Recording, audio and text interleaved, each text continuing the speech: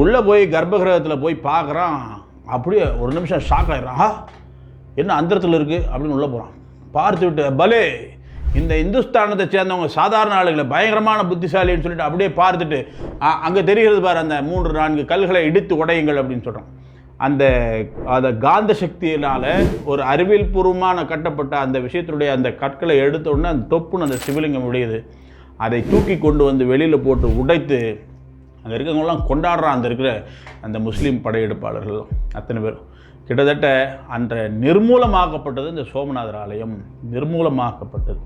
இங்கேருந்து எடுத்துக்கொண்டு இங்கேருந்து அவனுடைய நகர கஜ்னவி நகரத்துக்கு, இன்றைக்கு ஆப்கானிஸ்தானில் ஏற்கனவே பற்றி சொல்லியிருக்கோம், அங்கு சென்று அந்த நகரத்தை புதுப்பிக்கிறான்.